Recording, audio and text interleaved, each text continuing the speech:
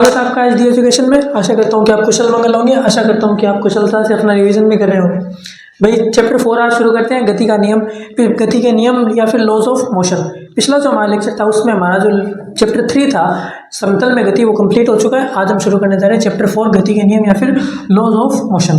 देखिए, गति के नियमों का नाम सुनते ही आपके दिमाग में सबसे पहले क्या आते हैं? गति के जो 3 नियम न्यूटन ने दिए थे वो याद आते हैं।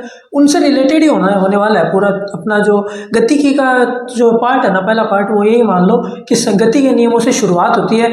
गतिमान अवस्था या विराम की अवस्था जो होती है ना वस्तुओं की, उसका जहाँ पे हम अध्ययन करते हैं उसमें सबसे पहले हमको पढ़ना पड़ता है गति के नियम। उनको लागू करके जो है हम वस्तु की गति का, वस्तु का अच्छे से जो है हम अध्ययन कर पाते हैं। अब देखो, चैप्टर 4 की शुरुआत करने से पहले सबसे पहले हेडिंग डालो, अरस्तु की भ्रामकता। अरस्तु की भ्रामकता अपनी एनसीईआरटी के अंदर पहला टॉपिक यही है, अरस्तु की भ्रामकता। और इससे क्वेश्चन भी पूछे जाते हैं कई बार, और अगर नहीं भी पूछे जाते तो भी 1-2 लाइन का है, केवल आपको पता होना चाहिए कि अरस्तु की भ्रामकता आखिर है क्या। अरस्तु जो है वो दार्शनिक है, हमारे पुराने समय के क्या हुए हैं, दार्शनिक है। अरस्तु वैज्ञानिक नहीं है, दार्शनिक है। दार्शनिक का मतलब है कि वो अपने किसी भी बात के ऊपर, किसी भी क्या बोलते हैं वस्तु के ऊपर, किसी प्रभाव के ऊपर जो है अपना जो थॉट है ना वो लिख लेते थे, और उसको क्या माना करते थे कि ये जो है मेरी वैज्ञानिक खोज है। लेकिन अरस्तु को बोला गया जाता है कि वो दार्शनिक थे, और उनके थॉट्स को जो है पहले पढ़ना चाहिए, क्योंकि पहले जो है इनके जो विचार है उनको हम क्या माना करते थे, जो भौतिक तथ्य माना करते थे। मतलब जो थ्योरीज हमारी है ना अरस्तु की, उनका पालन किया करते थे पहले। तो इनका जैसे जैसे खंडन होता गया ना, तो हमारा ये क्या बन गया, बेस बन गया कि इनका पहले अरस्तु ने ये बोला था, उसके बाद इसका वैज्ञानिकों ने खंडन करके, हमने नई खोज करके, हमने सही जो है सही रास्ते में हम चल गए, सही बातें हमें पता चल गई। अरस्तु की भ्रामकता देखो क्या थी, गति के नियमों से संबंधित। अरस्तु ने कहा था कि किसी भी वस्तु को गतिमान अवस्था में बनाए रखने के लिए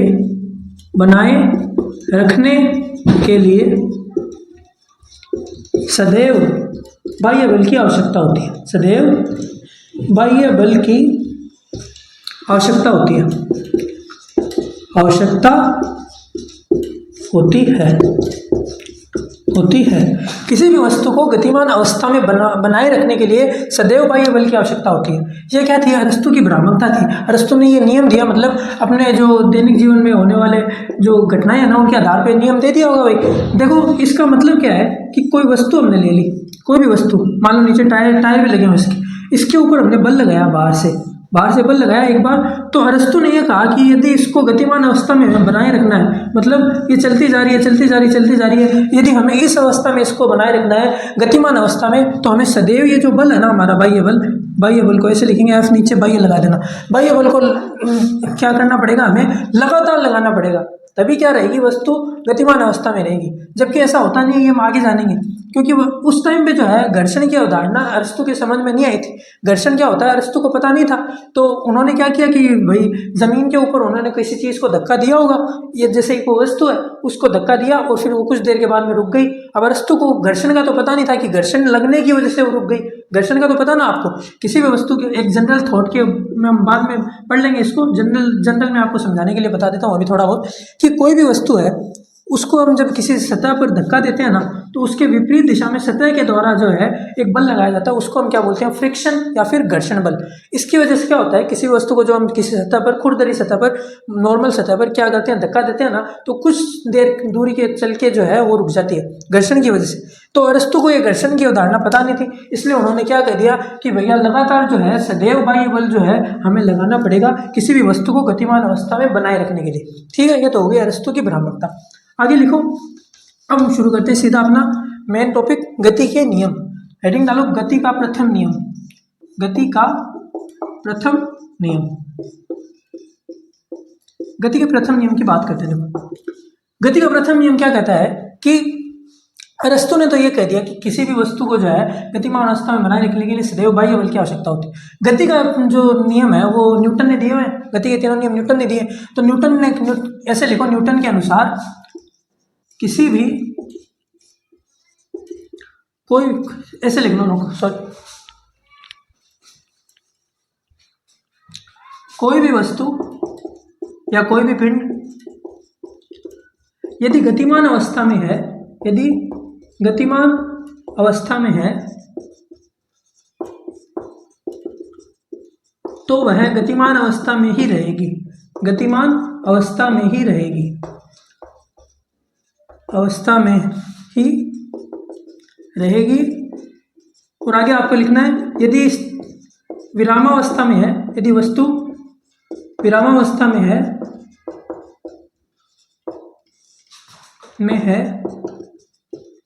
तो वह विरामावस्था में ही रहेगी, विरामावस्था में ही करेगी रहेगी, में ही रहेगी। आगे लिखना है इसकी कंडीशन, जब तक उस पर कोई बाह्य असंतुलित बल ना लगाया जाए, जब तक उस पर कोई बाह्य यानी बाहर से असंतुलित बल ना लगाया जाए, असंतुलित बल ना लगाया जाए। ठीक है, एकदम अच्छे से लिख दिया, एकदम कंप्लीट शब्दों में। कोई भी वस्तु जो है यदि गतिमान अवस्था में है तो वो गतिमान अवस्था में रहेगी। एक एक वर्ड में बात करते हैं। देखो पहले ये लिख लो, आप उतार लो, उसके बारे में समझाता हूँ मैं कैसे।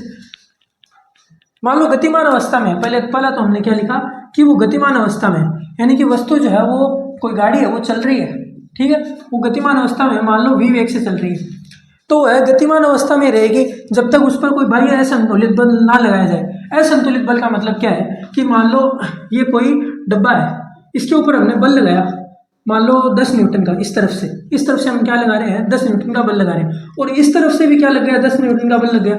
तो ये जो दोनों बल है एक दूसरे को कैंसिल आउट कर देंगे और ये वस्तु क्या करेगी, उसी अवस्था में रहेगी, या विराम अवस्था में ना तो रुकी हुई अवस्था में या विराम अवस्था में ही रहेगी। तो असंतुलन का मतलब क्या है कि हम एक तरफ से ही बल लगा रहे हैं, यानी कि ये 10 न्यूटन जो है ना इस तरफ वाला, ये हम नहीं लगा रहे। इस असंतुलित का जनरल जो मतलब है वो ये है। असंतुलित बल लिखना जो है वो इम्पोर्टेंट है, ठीक है। अब 10 न्यूटन का बल लगा रहे हैं तो क्या करेगी, वस्तु जो है आगे सरक जाएगी, यानी कि ये विराम की जो बात की है ना हमने यहाँ पे, वस्तु यदि विरामावस्था में है तो विरामावस्था में ही रहेगी जब तक उस पर कोई बाह्य असंतुलित बल ना लगाया जाए। दो बातें हैं, दोनों के अंदर क्या लग रहा है, असंतुलित बल लगना आवश्यक है। यानी वस्तु देखो यहाँ पे गतिमान अवस्था की बात कर लेते हैं पहले। गतिमान अवस्था में जा रही है। अब यदि इस पे मान लो ये हमारी जो सतह है जिसके ऊपर गाड़ी चल रही है, वो यदि घर्षण है, उसके अंदर जो खुरदरी सतह होती है ना, खुरदरी सतह वो बाहर से घर्षण बल लगाती है वस्तु के ऊपर। यहाँ पे टायर के ऊपर जो क्या लगाएगी, घर्षण बल लगाएगी। तो घर्षण बल भी क्या है, बाह्य असंतुलित बल होता है। ये आपको ध्यान रखना पहली बात तो, कि घर्षण बल क्या होता है, बाह्य असंतुलित बल होता है। तो गाड़ी जो होगी ना वो थोड़ी दूर चल के जो है v उसका धीरे धीरे कम होता जाएगा, घर्षण बल जो है उसका वेग कम करता जाएगा, और लास्ट में जो है गाड़ी यहाँ पे कहीं पे आके रुक जाएगी। क्यों रुक गई, क्योंकि यहाँ पे इस कंडीशन में जो है खुरदरी सतह होने के कारण बाह्य असंतुलित बल लग गया। और हमारा एक नियम क्या कह रहा है कि गतिमान अवस्था में है तो गतिमान अवस्था में तब तक रहेगी जब तक बाह्य असंतुलित बल ना लगाया जाए। अब घर्षण लग गया तब तो क्या होगा कि भाई वो रुक गई, तो यानी उसकी जो अवस्था वो चेंज होगी। पहले वो गतिमान अवस्था में थी, बाद में क्या आ गई, रुकी हुई या फिर विरामावस्था में आ गई। तो ये आप उतार लीजिए। और यदि कोई वस्तु, मैंने आपको बताया कि विरामावस्था में है और बाह्य असंतुलित बल हमने लगाया, तो क्या करेगी, गति करने लग जाएगी। और यदि मान लो इसी के अंदर हम ये भी ऐड कर सकते हैं विरामावस्था वाली बात में, कि यदि उस जो सतह है, जिस सतह के ऊपर वस्तु गति कर रही है, उस पर यदि घर्षण ही नहीं लगो, मान लो चिकनी सतह होती है ना, जैसे उस पर कोई तेलिया चीज़ गिर गई या फिर कोई ऐसे फ्लूइड गिर गया, तो उससे क्या होगी कि बस जो सतह है वो चिकनी होगी, तो उससे क्या होगा कि वो रुकेगी नहीं, वो हमेशा चलती जाएगी। लेकिन कोई भी सतह जो है वो हमारे भौतिक जीवन के अंदर पूर्णतया कोई भी सतह है वो चिकनी नहीं होती। यानी कि कोई भी सतह ऐसे नहीं होती जिसके लिए जो घर्षण का मान है एकदम जीरो, एकदम टोटली जीरो, किसी भी वस्तु की सतह का मान कभी नहीं होता। इसलिए क्या होता है कि वस्तु जो है चलती चलती किसी ना किसी पॉइंट पे हमेशा रुकी जाती है। तो ये आप क्या करो, पहला नियम आप ऐसा का ऐसा उतार लो। ये हमारा हो गया गति का प्रथम नियम। अब हम बात करते हैं, हेडिंग डालो आप। गति के दूसरे नियम पे जाने से पहले हम कुछ कई चीज़ें पढ़ेंगे। पहले हेडिंग डालो जड़त्व। हेडिंग डालो जड़त्व। जड़त्व देखो क्या होता है। जड़त्व के बारे में आपको पढ़ा हुआ होगा, पहले भी छोटी क्लासों में आ जाता है, वैसे तो इंग्लिश में लिख लो इनर्शिया। जड़त्व क्या कहते हैं, किसी वस्तु का वह गुण, लिखो किसी वस्तु का ऐसे, या फिर ऐसे लिख लो, कोई भी वस्तु कोई भी वस्तु यदि गतिमान अवस्था में है, यदि गतिमान अवस्था में है तो गतिमान अवस्था में रहने का प्रयास करती है, गतिमान अवस्था में ही रहने का प्रयास करती है, रहने का प्रयास करती है, प्रयास करती है। और यदि कोई वस्तु स्थिर अवस्था में या फिर विरामावस्था में है, और विरामावस्था में होने पर विरामावस्था में रहने का प्रयास करती है, विरामावस्था में ही रहने का प्रयास करती है। तो ये गुण जो है, ये जो प्रयास कर रही है वस्तु अपनी तरफ से, अगर विरामावस्था में यानी रुकी हुई अवस्था में है, तब तो क्या कर रही है कि रुकी हुई रहना चाहती है। हम जब भी धकेलते हैं किसी वस्तु को तो हमें फोर्स लगाना पड़ता है, मतलब क्या कर रही है वस्तु हमारी, उसकी जो स्थिति में हम चेंज करना चाहते हैं उस चीज़ का विरोध कर रही है। इसका मतलब क्या है कि उसके अंदर जड़त्व है। इस गुण को हम क्या कहते हैं? जड़त्व कहते हैं। इसी प्रकार यदि वो गतिमान अवस्था में कोई गाड़ी चलती जा रही है तो ये चाहेगी कि वो चलती रहे जब तक कि उस पर कोई बाह्य बल ना लगाए। हम वो वस्तु क्या चाहती है कि वो चलती रहे। तो ये जो अपनी अवस्था को जो है मेंटेन करके रखने का गुण है ना, इसको हम क्या कहेंगे? जड़त्व। और हमारा जो गति का प्रथम नियम है वो भी क्या कर रहा है कि गतिमान अवस्था में है तो वो गतिमान अवस्था में रहेगी, और विरामावस्था में है तो विरामावस्था में रहेगी जब तक असंतुलित बल ना लगाया जाए। ये जो लास्ट वाली लाइन है ना, असंतुलित बल, ये हम अगर ऐड ना करें तो ये क्या है? गति का नियम है, वो जड़त्व के नियम को क्या कर रहा है? संतुष्ट कर रहा है। या जड़त्व का जो गुण है ना किसी भी वस्तु का, उसको संतुष्ट कर रहा है। इसीलिए क्या कहते हैं? गति का जो प्रथम नियम है, आगे लिख लो, इसीलिए गति के प्रथम नियम को जड़त्व का नियम भी कहते हैं। ये जो गति का प्रथम नियम है ना, इसको जड़त्व का नियम भी कहते हैं। तो आप ब्रैकेट में लिख लो या तो सीधा, या फिर ऐसे पूरी लाइन लिख लो, अच्छा लगेगा। गति का प्रथम नियम जो है उसको हम क्या कहते हैं? जड़त्व का नियम भी कहते हैं। बस ये उतार लो। अब आगे लिखो, जड़त्व के प्रकार के बारे में बात कर लेते हैं। जड़त्व के प्रकार 3 तरह का होता है। जड़त्व, हेडिंग डालो, जड़त्व के प्रकार देखो, जड़त्व के 3 होते हैं। एक तो होता है विराम का जड़त्व, विराम का जड़त्व। आपको नाम से समझ में आ जाएगा मैं क्या बात कर रहा हूँ। एक होता है अपना गति का जड़त्व, गति का जड़त्व, और एक होता है दिशा का जड़त्व, दिशा का जड़त्व। जड़त्व का नाम से आपको ऐसा तो लग ही रहा होगा कि जड़ हो जाना, यानी कि कोई वस्तु जो है वो अपनी स्थिति में चेंज नहीं करना चाह रही, अपना जिस स्थिति में वो अभी है ना उसी में हमेशा रहना चाहती है। उसको हम क्या बोल रहे हैं? जड़त्व बोल रहे हैं इस गुण को। अब विराम का जड़त्व क्या होगा कि अगर वो विराम अवस्था में है तो वो विराम अवस्था में ही रहना चाहती है, इसको हम क्या बोल रहे हैं? विराम का जड़त्व। और गति का जड़त्व क्या होगा?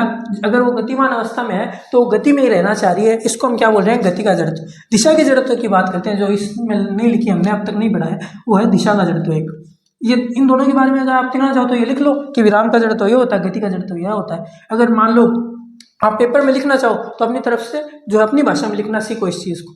आप कोई चीज़ को समझ लेते हो ना तो उसको अपनी भाषा में जो है आपको लिखना आना चाहिए। उससे क्या होगा? हर चीज़ को आपको स्पून फीडिंग करने की आवश्यकता नहीं है कि हर चीज़ जो आपने लिखी है वो लिखनी है। नहीं, आपको केवल समझना है किसी भी कॉन्सेप्ट को। जैसे विराम का जड़त्व आपको पता चल गया, आपको नाम से पता चल गया कि विराम में कोई वस्तु है वो विराम में रहना चाहती है, और इस गुण को क्या बोलते हैं हम? विराम का जड़त्व। तो आप जड़त्व के अंदर ये तीनों पॉइंट जो है अपने आप लिख दोगे। इसी प्रकार दिशा का क्या होगा कि भाई कोई भी वस्तु जो है अपनी दिशा में परिवर्तन जो होती है गति की दिशा में, मान लो गतिमान अवस्था में है, अभी हमने क्या पढ़ा कि गति की अवस्था में जब भी होती है तो गति में परिवर्तन नहीं करना चाहती, धीरे नहीं होना चाहती, तेज नहीं होना चाहती, जिस वेग से चल रही है उसी वेग से चलना चाहती है।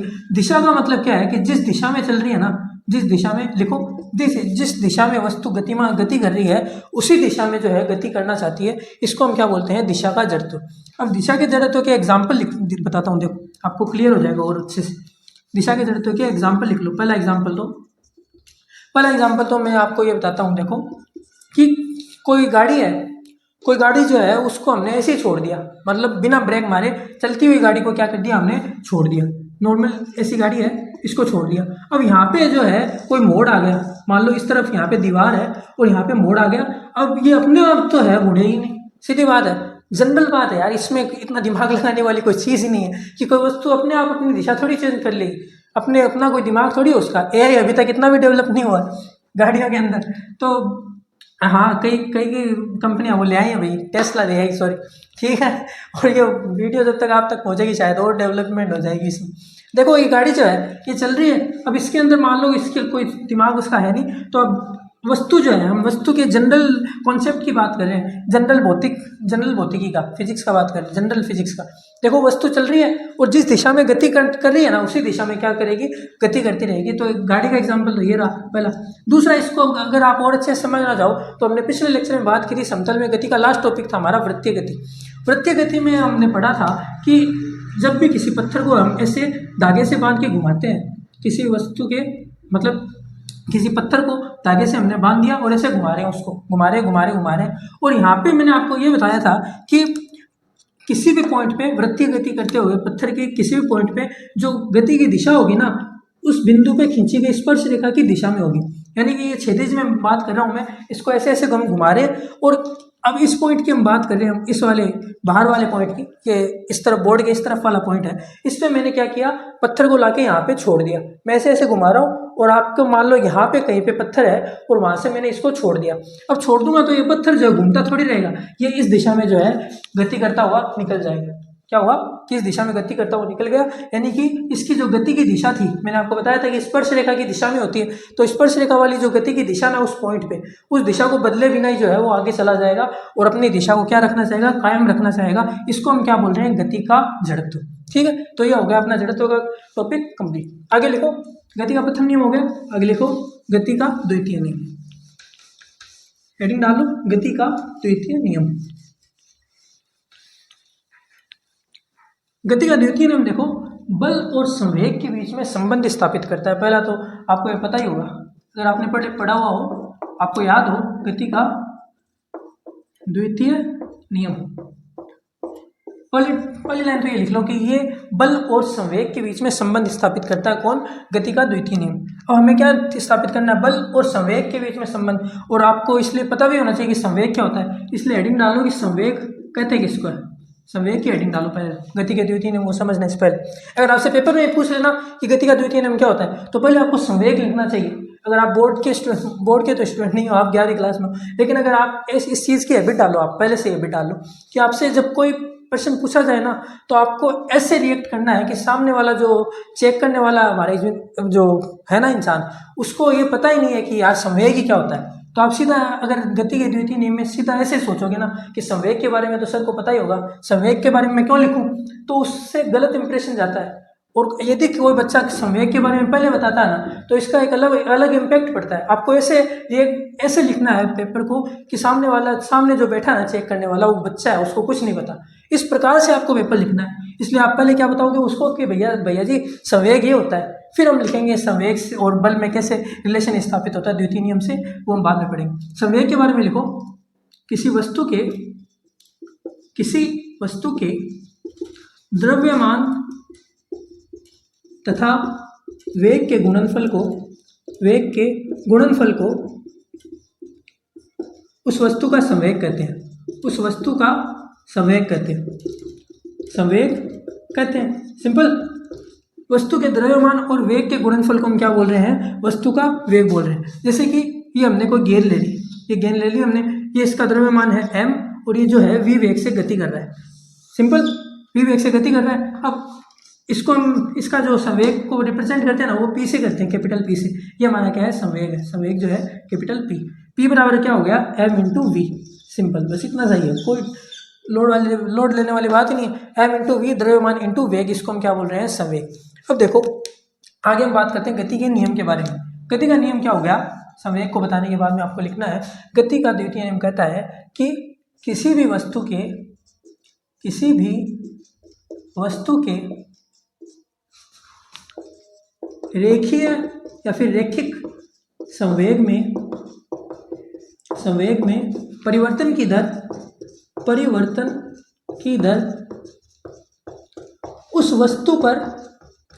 उस वस्तु पर लगाए गए बाह्य बल के समानुपाती होती है। पहले तो ये उतार लो आप, सिंपल। मैं आपको समझाता हूँ ये क्या है, क्या लिखा मैंने, एक एक चीज़ को समझेंगे। पहले आप उतार लो कि किसी भी वस्तु के रैखिक संवेग में परिवर्तन की दर उस वस्तु पर लगाए गए बाह्य बल के समानुपाती होती है। उतारो। अब देखो कैसे क्या समानुपाती होती है, क्या होती है परिवर्तन की दर।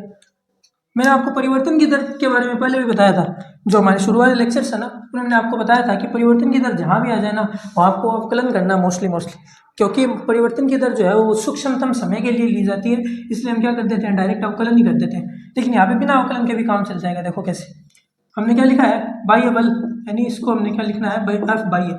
ये समानुपाती किसका हो रहा है, रैखिक संवेग। रैखिक संवेग में परिवर्तन की दर के, रैखिक संवेग में परिवर्तन की दर क्या होगी, delta p by delta T. ये क्या हमारा संवेग में परिवर्तन, ये है समय के सापेक्ष। अब ये लिखना चाहो तो लिख लो, समय के सापेक्ष परिवर्तन की दर, वरना नहीं भी लिखो तो कोई दिक्कत वाली बात नहीं। Delta p by delta T, यानी कि संवेग में परिवर्तन की दर को हम कैसे रिप्रेजेंट करें, delta p by delta T. यानी इस समय के अंदर, डेल्टा टी समय के अंदर संवेग में कितना परिवर्तन हो रहा है, उस परिवर्तन का की दर जो है ना, उसको हम लिख रहे हैं delta p by delta T. या फिर हमने ऐसे भी कहा था कि एफ बाई, मैंने आपको बताया था कि परिवर्तन की दर को डायरेक्ट ऐसे लिख लेना हमें, DP by d T, DP by d T. दोनों लिख लो पहले, दोनों से मैं आपको बताता हूँ आगे हमारा जो बल और संवेग में संबंध स्थापित दोनों से हो जाएगा। सबसे पहले इससे करते हैं, बराबर समानुपाती delta p by delta T. अब पहले तो क्या है, समानुपाती का चिन्ह हटाते हैं हम। समानुपाती का चिन्ह जब भी हटाया जाएगा ना, तो एक कांस्टेंट से गुना कर दिया जाएगा दूसरी वाली भौतिक राशि को। तो ये एफ बाई बराबर क्या हो जाएगा, के जो है, मान लो एक वो कांस्टेंट है, तो ये आ गया के delta p by delta T. ऊपर क्या है, डेल्टा पी बाई ये स्मॉल है डेल्टा टी। ये क्या है, संवेग में परिवर्तन, और एक है समय में परिवर्तन। डेल्टा पी को हमने क्या लिख लिया, डेल्टा पी ब्रैकेट में लिख लो आप अलग से। डेल्टा पी को हम क्या लिख रहे हैं, डेल्टा पी बराबर, मैंने आपको बताया संवेग क्या होता है, एम वी होता है। पी बराबर क्या लिखा था हमने, पी बराबर एम वी लिखा था। यानी कि पी वन, अगर मान लो किसी वस्तु की हम बात करें, यहाँ पे लिखता हूँ मैं, एक सेकेंड, जगह कम पड़ जाती है आंसर।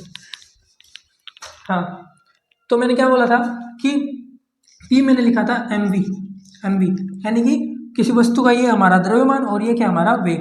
अब द्रव्यमान में हम परिवर्तन कर नहीं रहे, ठीक है, वेग में परिवर्तन कर रहे हैं जब भी। तो पहले तो मान लो कोई, ये हमारी गेंद है, ये ऐसे जा रही है v1 वेग से, और उसके बाद क्या हुआ, हमने इस पर कोई बल लगाया और इसका वेग क्या हो गया, v2 हो गया। पहले तो क्या था, m द्रव्यमान की जो गेंद है ना, उसका वेग क्या था v1 था। उसके बाद हमने कोई बल लगाया और इसका वेग है वो v2 हो गया। मैंने आपको बताया था पहले नियम के अंदर कि वेग में परिवर्तन कब होगा, यानी गति की अवस्था में परिवर्तन कब होगा, जब हम उस पर कोई बल लगाएंगे। तो हमने कोई बल लगाया और वेग है वो v1 से v2 हो गया। तो पहले हमारा संवेग क्या था, mv1 था, ठीक है, और बल लगाने के बाद में हमारा संवेग क्या होगा, p2 बराबर mv2 हो गया, mv2 हो गया। तो संवेग में परिवर्तन कितना आ गया, डेल्टा p बराबर ये आ गया mv2 minus mv1, mv2 minus mv1। ये क्या है, p2 है, ये हमारा क्या है p2, और ये हमारा क्या है p1, ठीक है। ये हमारा बाद का संवेग है, बल लगाने के बाद का संवेग, ये हमारा है बल लगाने के पहले का संवेग। तो इसको हम क्या लिख देंगे, सीधा बराबर के p2 माइनस p1 लिखना चाहो तो लिख लो, वरना मेरी तरह सीधा लिख लो mp2 माइनस mv1, सिंपल। और नीचे क्या आ जाएगा अपना डेल्टा टी, ठीक है। अब आगे देखो, इसको एक भूल जाओ, इस चीज़ को डीपी वाली को, केवल इस वाली इसकी बात करते हैं। तो ये बराबर में क्या आ जाएगा, एफ बाई ए बराबर के इंटू एम बाहर ले लेंगे, एम बाहर लेके लिया तो ये क्या आ गया, v2 माइनस v1 अपॉन में डेल्टा टी। अब v2 माइनस v1 क्या है, हमारा डेल्टा v है, तो ये क्या आ गया के इंटू एम, और ये हमारा क्या आ गया डेल्टा v, और नीचे क्या आ गया delta T. Delta v by delta T क्या हो गया, त्वरण। मैंने आपको बताया त्वरण की परिभाषा के अंदर त्वरण क्या होता है, वेग में समय के साथ परिवर्तन की दर। तो delta v by delta T क्या आ गया, त्वरण आ गया। तो ये हमारा क्या आ गया, एफ बाई ए बराबर k into m a, F by a बराबर के इंटू एम इंटू ए। अब ये जो के है हमारा, ए समझ गया ना आप, लिख लो आप ब्रैकेट में लिख लो, आप भूल जाओगे वरना। ए बराबर delta we by delta T, क्या है, त्वरण है ये, ठीक है, लिख लेना त्वरण। अब आगे लिखो के का मान जो है वो एक्सपेरिमेंटल वैल्यू जो आती है ना इसके अंदर, के की एक्सपेरिमेंटों के द्वारा जो है हमने वैल्यू ध्यान में रख ली, वो है के बराबर 1। एक्सपेरिमेंटल वैल्यू है, इसको याद रखना केवल कि के बराबर क्या होता है, 1 होता है। तो एफ बाई ए का मान क्या आ गया, एफ बाई ए बराबर आ गया एम इंटू ए। ये क्या आ गया, बल और त्वरण के अंदर जो है संबंध स्थापित हो गया, और साथ में क्या आ गया, द्रव्यमान भी आ गया। और ये क्या है, delta p by delta T. यहाँ से हमें क्या पता चल गया, के की वैल्यू क्या थी, के की वैल्यू हम यहाँ भी रख सकते हैं, के की वैल्यू 1 है, तो एफ बराबर एम ए एक तो आ गया। जो है, जो कि बल और त्वरण में सूत्र स्थापित हो गया सीधा F बराबर M a, F by a बराबर एम ए। और इसी प्रकार बल और संवेग में परिवर्तन अगर कोई पूछ लेना तो होगा F बाई ए बराबर बाई एल, और D p by d T लिख लो या फिर delta p by delta T सीधा लिख लो, क्योंकि के की वैल्यू तो 1 है तो एफ बाई बराबर delta p by delta T भी सही है, एफ बराबर एम ए भी सही है, और एफ बराबर क्या है D p by d T भी सही है, तीनों सही है।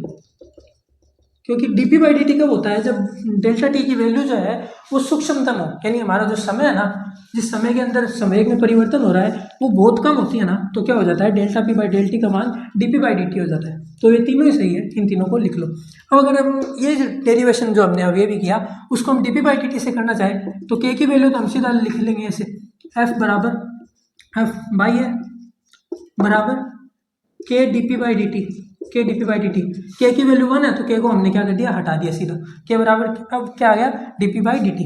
अब पी की वैल्यू मैंने आपको बताई थी, पी बराबर एम वी होता है, पी बराबर क्या होता है एम वी, ऐसे यहाँ पे अलग लिख लो, पी बराबर क्या है एम वी है, तो d p by d t क्या आ गया d p by d t बराबर m into d v by d t plus v into d p by d T.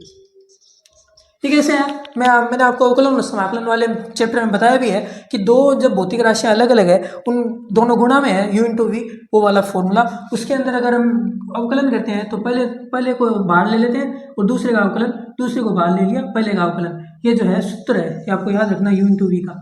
You into we में जब भी कोई दो भौतिक राशियों का गुणनफल हो ना तो उसका अवकलन इस प्रकार किया जाता है m d v by d t plus v d p by d t. अब देखो इसको जो है हम आगे और चेंज करते हैं, ये जो m d v by d t है ना इसको लिख लेते हैं केवल m d v by d t. क्यों? क्योंकि ये जो है ना, अरे यार क्या लिख दिया मैंने, v into d m by d t है, यहाँ पे d m by d t है, सॉरी पहले को लिख लिया दूसरे का अवकलन, दूसरे को लिख लिया पहले का अवकलन। D m by d t है वो क्या है, d m by d t यहाँ पे बता देता हूँ आपको, d m by d t क्या है द्रव्यमान में समय के साथ परिवर्तन। और जनरल केसेस के अंदर जो है हमारा जो द्रव्यमान है वो समय के साथ परिवर्तन होता नहीं। मान लो किसी रॉकेट की बात कर रहे हैं हम, रॉकेट ऊपर जा रही है और उस समय क्या होता है कि रॉकेट कुछ दूरी पे जाके जो है हम अपना जो मास है, कुछ अपना जो पार्ट है उसको छोड़ देती है, उससे क्या होता है कि द्रव्यमान में परिवर्तन हो जाता है। उस समय हम क्या लेते हैं d m by d t को भी कंसिडर करते हैं। ऐसे कुछ रेयर केसेस होते हैं जैसे क्वांटम मैकेनिक्स के अंदर जो है d m by d t को कंसिडर किया जाता है कई केसेस के अंदर। जब मैं आपको कभी अगर क्वांटम मैकेनिक्स मुझे पढ़ाने का मौका मिला तो आपको बताऊंगा। देखो d m by d t क्या है, द्रव्यमान में समय के साथ परिवर्तन, और हम अभी क्या है जनरल फिजिक्स की बात कर रहे हैं, और जनरली जो है द्रव्यमान में परिवर्तन होता नहीं, गति के अंदर जो है द्रव्यमान में परिवर्तन नहीं होता, इसलिए d m by d t को हम क्या लिख देंगे जीरो, सीधा ऐसे लिख लो आप d m by d t जो है जीरो होता है, इसलिए ये जो टर्म है ना ये डायरेक्ट क्या होगी जीरो होगी। तो t p by d t का मान क्या आ गया m d v by d t, simple. तो और m d v by d t का मान क्या आ गया एम इंटू ए, क्योंकि डी ब्रैकेट में लिख लो d v by d t क्या होगी d v by d t बराबर ए, तो यानी त्वरण।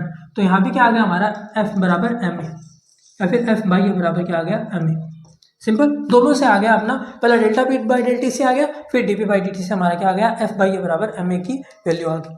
ठीक है, उतार लो, ये हो गया अपना गति का दूसरा नियम। अब देखो क्या क्या पढ़ा हमने, एक तो हमने पढ़ा संवेग के बारे में, एक हमने पढ़ा संवेग और बल के अंदर रिलेशन क्या होता है उसके बारे में, और उससे हमने क्या निकाल लिया बल और त्वरण के बीच में जो संबंध है ना एफ बराबर एम ए वो भी निकाल लिया। हमने संवेग की बात कर ली, हमने त्वरण की बात कर ली, हमने बल की बात नहीं की अभी तक ठीक से, यानी कि हमें बल के बारे में थोड़ा पढ़ना चाहिए, क्योंकि द्वितीय नियम पढ़ लिया तो बल के बारे में अभी तक अगर नहीं पढ़ेंगे तो हमारी जो कॉन्सेप्ट है ना वो वीक रह जाएंगे, इसलिए बल की हेडिंग डाल लो सबसे पहले। बल से अगर कोई क्वेश्चन आ जाए तो उसके बारे में आपको पता होना चाहिए। बल की परिभाषा तो यही है, देखो सिंपल सी है, ऐसा प्रभाव या कारक, ऐसा प्रभाव या कारक जो वस्तु को खींचने या धकेलने का कार्य करे, धकेलने का कार्य करे, उसको हम क्या बोल रहे हैं बल बोल रहे हैं। सिंपल है, देखो कोई वस्तु है उसको हम या तो धक्का दे रहे हैं या फिर उसको क्या कर रहे हैं खींच रहे हैं। जनरल परिभाषा यही है कि कोई प्रभाव या कारक ऐसा है, ऐसी भौतिक राशि जिसको हम यूज़ क्या कर रहे हैं या तो खींचने के लिए कर रहे हैं या फिर उस किसी वस्तु को धक्का देने के लिए कर रहे हैं। अब इसी का कुछ और पार्ट भी है, जैसे बल का प्रभाव है, बल के अलग अलग प्रभाव होते हैं। एक तो क्या होता है कि विरामावस्था में कोई वस्तु है, है ना। तो उसको बल लगा के हम क्या ला सकते हैं, विराम हमारी ये जो स्थिति पहली है ना, ऐसे लिख लो, स्थिति फर्स्ट और ये हमारी स्थिति सेकंड।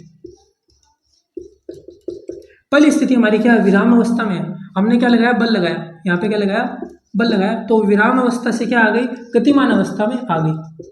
पहले क्या थी, विराम अवस्था में थी, बल लगाया, गतिमान अवस्था में आ गई। इसी प्रकार यदि गतिमान अवस्था में है और हम बल लगा के उसको रोक भी सकते हैं, तो वो क्या आ गई, विराम अवस्था में।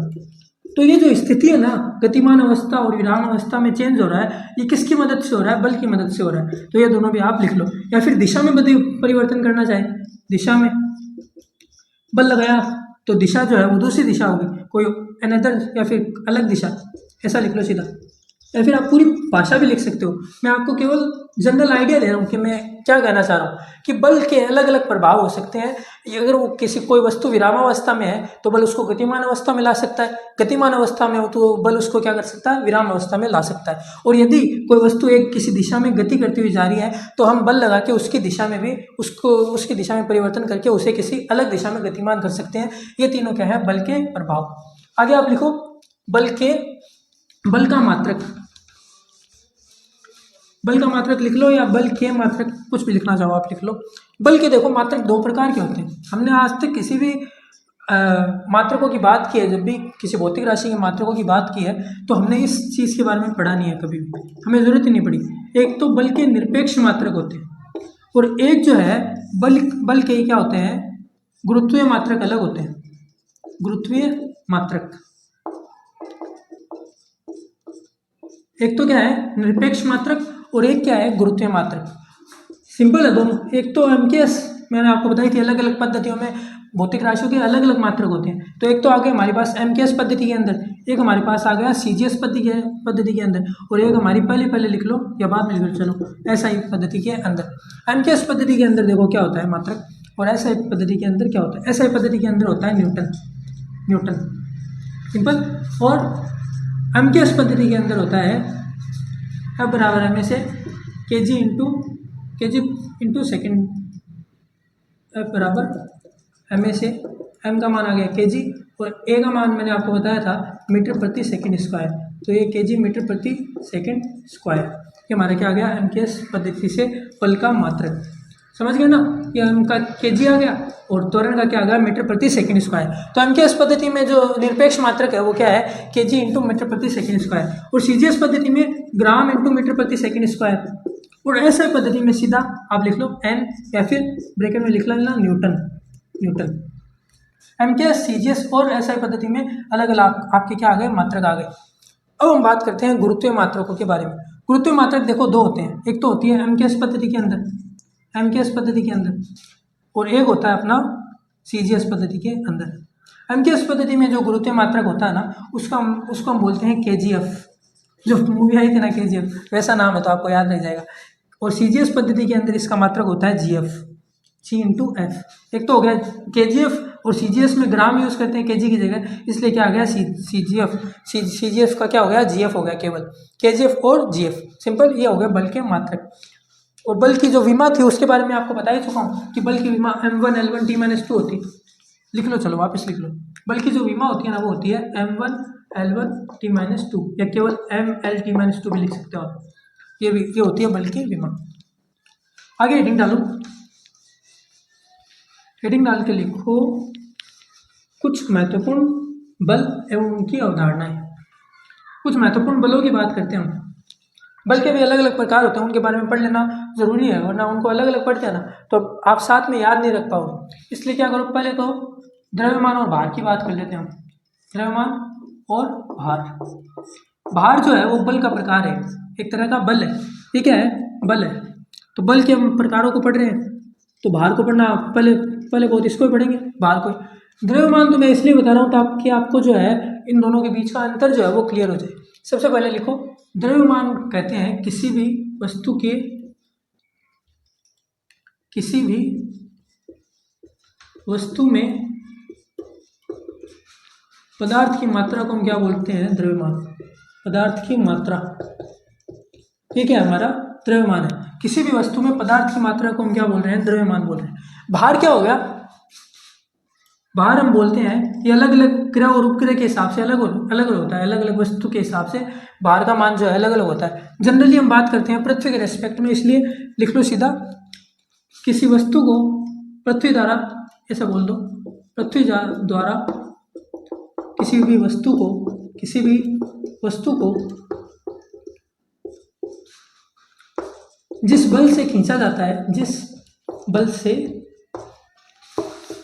खींचा जाता है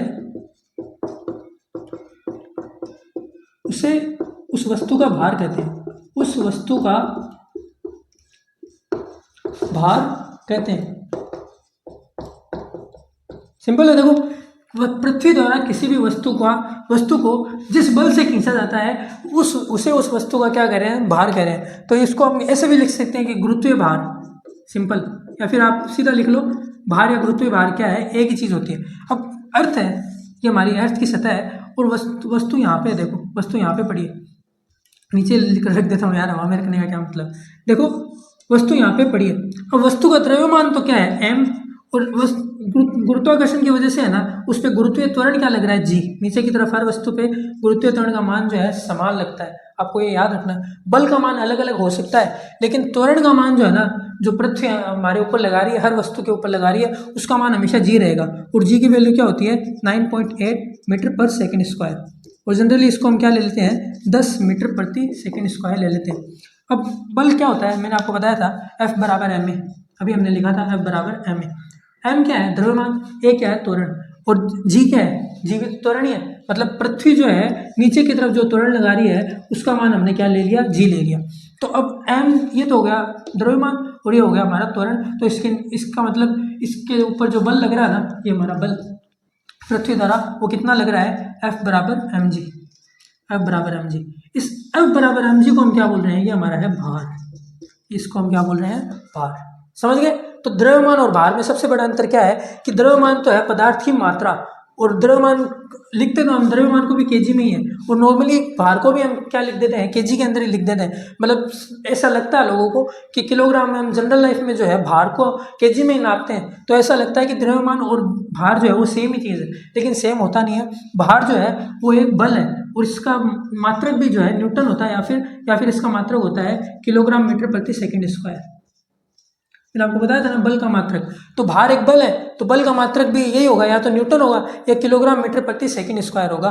भौतिक राशि जो भार है ना, वो असलियत में ये है, उसका मात्रक ये होता है किलोग्राम मीटर प्रति सेकंड स्क्वायर। हम जो जनरल लाइफ में अपना वजन नापते हैं ना, वो रियल में भार है, वो द्रव्यमान नहीं हमारा, वो हमारा भार है रियल में। इसलिए इस चीज़ का आप ध्यान रखें कि यदि आप किसी और ग्रह पे जाए ना, तो आपका जो वजन है वो अलग होगा, तो आप मोटे नहीं है भैया, आप बस गलत ग्रह पे पैदा हो गए। अगर आपको लगता है कि आपका वजन ज़्यादा है, तो आप जो है आपको किसी और ग्रह पे जाने की तैयारी कर लेनी चाहिए, ज़्यादा मेहनत नहीं करनी पड़ेगी, ठीक है। तो ये क्या हो गया, हमारा द्रव्यमान और भार में अंतर जो है साफ हो गया कि इसको हम बोलते हैं द्रव्यमान, इसको हम बोलते हैं भार। इसके अलावा आप लिखो एक और मोस्ट इम्पोर्टेंट जो बल आता है हमारा, प्रतिक्रिया बल। प्रतिक्रिया बल, या फिर इसको हम नॉर्मल फोर्स भी बोलते हैं, नॉर्मल फोर्स या फिर रिएक्शन फोर्स। नॉर्मल फोर्स इसलिए बोलते हैं क्योंकि ये जो है 90 डिग्री के एंगल पे लगता है। देखो कैसे, प्रतिक्रिया बल बोलते हैं, मान लो कोई वस्तु हमने रख रखी है, कोई वस्तु जो है वो हमने ज़मीन पे या फिर धरातल पे रख रखी है ये हमारी, तो इसके जो वस्तु मैंने आपको बताया कि नीचे क्या लग रहा है, भार लग रहा है, F बराबर mg जो है इसका वजन, उसका भार लग रहा है, उसके ऊपर पृथ्वी द्वारा लगाया गया बल, ये क्या है, F बराबर mg। m द्रव्यमान की वस्तु है, m उसका द्रव्यमान है, F बराबर mg क्या लग रहा है, नीचे की तरफ भार लग रहा है। अब ये तो लग गया m जो है F बराबर mg नीचे की तरफ वस्तु के ऊपर। अब ये सतह जो है ना, ये सतह, इसका भी एक रिएक्शन फोर्स लगता है, इस कहाँ पे, इस पॉइंट पे, इसी पॉइंट पे जो है ऊपर की और क्या लगेगा, रिएक्शन फोर्स लगेगा, और ये जो है दोनों बराबर होते हैं एकदम, ये ऊपर की ओर भी क्या लग रहा है, mg। तो इसीलिए तो ये रुकी हुई है ना यहाँ पे। मैंने आपको बताया था कि कोई वस्तु जो है वो रुकी हुई अवस्था में रहेगी यदि उस पर जो है बल का मान वो असंतुलित अगर ना हो ना, मतलब संतुलित बल अगर दोनों तरफ से लग रहे हो, तब तो क्या होगा, वो रुकी हुई रहेगी। तो आपने एक सोचा तो होगा कभी तो कि यार ये नीचे की तरफ बल लगता जा रहा है, तो हमारी जो वस्तु है वो नीचे की तरफ जा क्यों नहीं रही, खड्डा करके नीचे क्यों नहीं जा रही, उसके अंदर धरती के अंदर समा क्यों नहीं रही। तो इसका मतलब क्या है कि भैया वस्तु का जो बल लग रहा है नीचे नीचे की तरफ, उसके बराबर में जो ऊपर की तरफ भी एक है धरती के द्वारा बल लगाया जा रहा है, इसी बल को हम क्या बोल रहे हैं, प्रतिक्रिया बल या फिर नॉर्मल फोर्स, सिंपल। और ये लगता है कहाँ पे है, देखो दोनों वस्तुओं की सतह के, दोनों वस्तुओं के ऐसे लिखो, दोनों वस्तुओं के पृष्ठ सतहों के लंबवत लगने वाला बल, लगता है, ऐसे लिख लो सीधा, दोनों वस्तुओं के पृष्ठ सतहों के मध्य लगता है और एकदम लंबवत लगता है। जैसे कोई वस्तु है, हमने एक दोनों वस्तु जो है ये टच है दोनों, मैं आपको टच दिखा नहीं रहा, देखो ये तो है, इस वस्तु पे इस तरफ बल लगा रही है और ये वस्तु जो है वो इस पर इस तरफ बल लगा रही है। तो इन दोनों की सतह जब जुड़ जाएगी ना, जो उन दोनों की सतह यहाँ पे जुड़ी हुई है, तो ये सतहों का जो पॉइंट है ना, जॉइंट वाला पॉइंट, इसके लंबवत लगने वाला बल है कौन सा, प्रतिक्रिया बल। और प्रतिक्रिया बल लग क्यों रहा है, मैं आपको गति का जब तीसरा नियम बताऊंगा ना, तो उसमें आपको समझ में आएगा कि एक बल तो क्या लगा रही है वस्तु, पहली वस्तु नीचे की तरफ लगा रही है, तो दूसरी वस्तु या फिर दूसरी सतह जो है वो उसी वस्तु पर बराबर परिमाण का क्या लगा रही है, विपरीत दिशा में बल लगा रही है। ये प्रतिक्रिया बल जो है वो गति के तीसरे नियम से आपको क्लियर हो जाएगा। अभी बस आपको इतना याद रखना है कि कोई वस्तु जब किसी दूसरी सतह पर रखी हुई हो ना, तो उस सतह के द्वारा उस वस्तु पर लंबवत दिशा में, विपरीत दिशा में बराबर परिमाण का बल लगाया जाता है। जितना वो बल लगा रही है नीचे की तरफ, उसके बराबर परिमाण का और उसके विपरीत दिशा में लंबवत बल लगाया जाता है, उसको हम क्या बोलते हैं, प्रतिक्रिया बल। अब हम पढ़ेंगे गति के तीसरे नियम के बारे में अगले लेक्चर के अंदर। थैंक्स फॉर वॉचिंग, मिलते हैं अगले वीडियो में।